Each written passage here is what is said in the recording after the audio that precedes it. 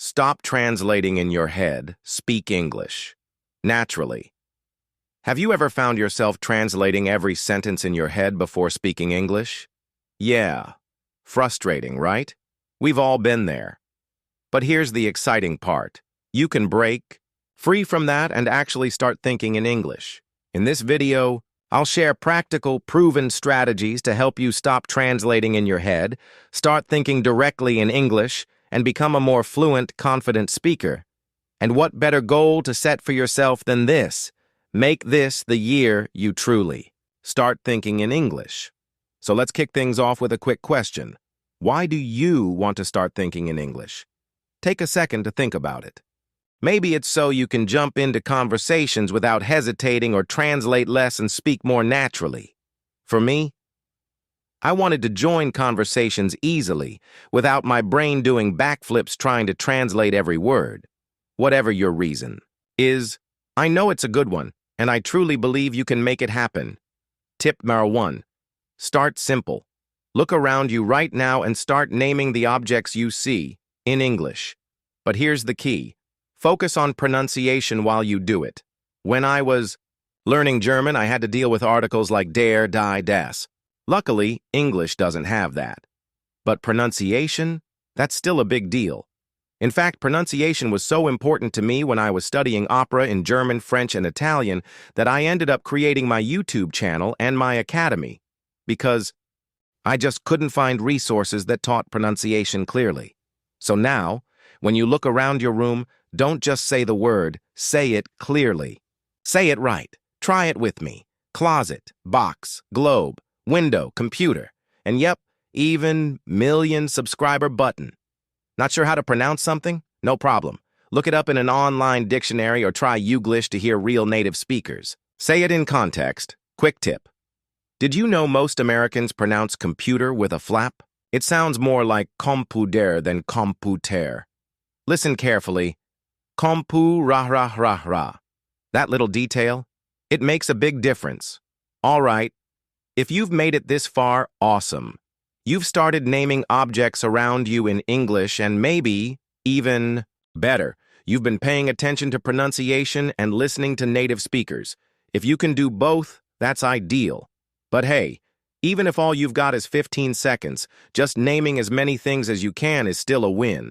Progress is progress. So let's recap. Step 1. Name the objects around you in English. If that feels easy, move on.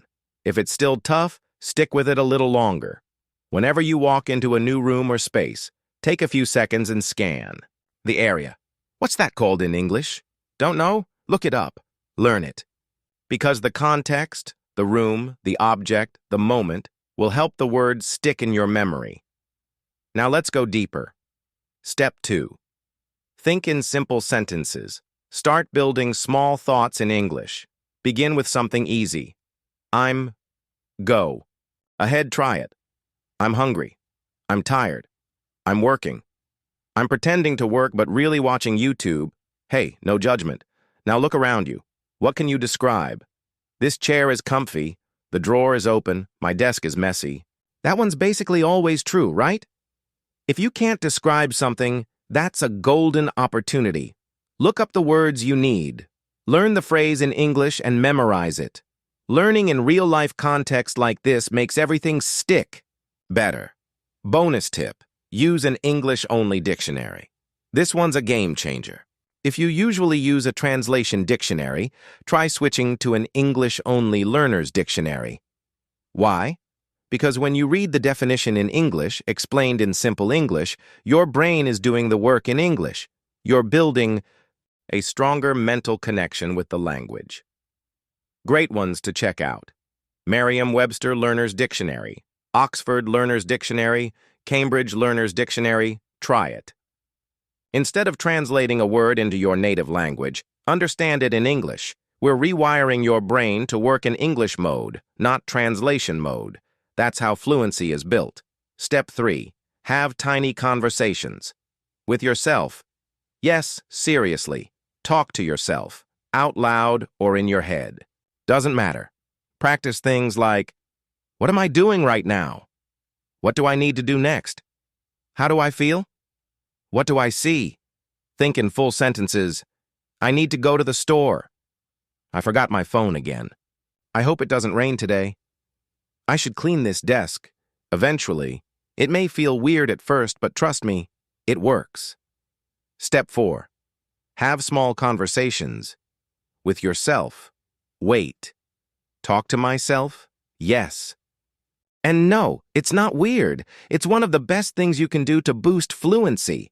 When you talk to yourself, there's no pressure. You don't have to speak fast. You don't have to worry about making mistakes in front of anyone. You can go slow, pause, rewind, rethink, whatever you need. I absolutely did this when I was learning Spanish.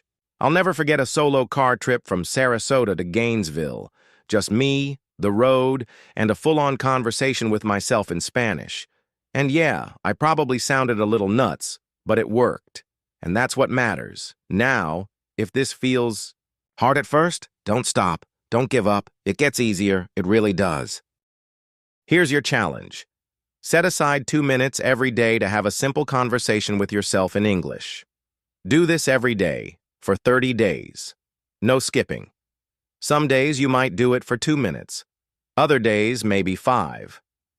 Doesn't matter how simple it is. The goal is to just do it. After 30 days, you'll look back and say, wow, I've improved. This was worth it. Then, rededicate. Commit to another 30 days, because now you're ready for something even more exciting. Step 5. Switch 1. Everyday life thing to English weight. What's an everyday life thing? It's anything you already do daily, but now you'll do it in English. Here are some ideas to get started. Switch your calendar to English. Use English months and weekdays. Write your appointments and reminders in English. Do your to-do list or grocery list in English. Instead of milk, bread, eggs, say almond milk, multi-grain bread, cage-free eggs. Boom, vocabulary practice. Change your phone or social media settings to English. Get those friend requests and notifications in English. Immerse yourself without even trying. Search the internet in English. Even when you're looking up random stuff, try typing it in English. You'll get used to how English questions and phrases are structured. Read the news in English. Even a headline or short article each day helps build comprehension. Write a journal entry in English, even just 1 or 2 sentences. Today was busy. I had coffee with a friend. That's it. You're using real language in real context. Think in English first thing in the morning. Before you even get out of bed, take 2 minutes to think about your day. In English. What do I have to do today? I need to go to the gym. I have a meeting at 3. I'm going to cook pasta for dinner. Narrate daily tasks in English. Getting dressed, doing laundry, making coffee. Talk yourself through it. Okay, socks first. Where's that clean shirt? Time for breakfast. Toast. Or eggs? Let's see. Laundry example? Go full narrator mode. That's light? That goes there? Stain? Better spray it. Found the soap. Let's load it up. Close the door. Press start. Boom. Done. It might feel silly, but this is real. Natural, functional English. And your brain is soaking it up. Step 6. Learn how to do one new thing. In English only. This one's a favorite. Pick something small, like how to poach an egg. Look it up only in English. Watch videos in English. Read step-by-step instructions in English. You're not just learning the skill, you're learning the language of the skill. Or pick something bigger. Maybe you want to learn how to knit. A scarf draw anime characters. Play the piano code, a website, edit photos, take an online course in English. Join an English-speaking forum or community. Make learning English part of learning something you already want to do. Step 7. Pick something you're dying to learn. In English. This is where it gets really fun. Think of something you've always wanted to learn. Cooking a new dish. Painting. Fixing your bike. Learning a dance move. Whatever it is. Now, commit to learning it in English only. Why? because now English is helping you do something you actually care about. And when it's connected to something you're excited about, learning becomes enjoyable, memorable, and super effective. Suddenly, English isn't a subject. It's a tool, a key to access what you love. Step 8. Keep track of your progress, daily. This might be the most important step of all.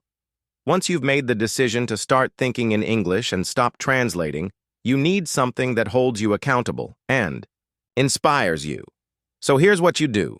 Write down what you did each day to practice English. And yes, do it in English. It could be as simple as, today I named everything I could see in English twice, once in the morning and once at night. I watched a 3-minute news story in English and looked up 2 new words. It doesn't have to be long, just real. Keeping a short daily log will help you stay consistent. And every time you look back, you'll see your progress. Step 9. Recap your day in English every night. This is such a powerful little habit. Right before you fall asleep, take a minute to mentally replay your day in English. No phone, no notes, just you and your thoughts. What did I do today? How did I feel? What's something I'm grateful for? Today was a good day.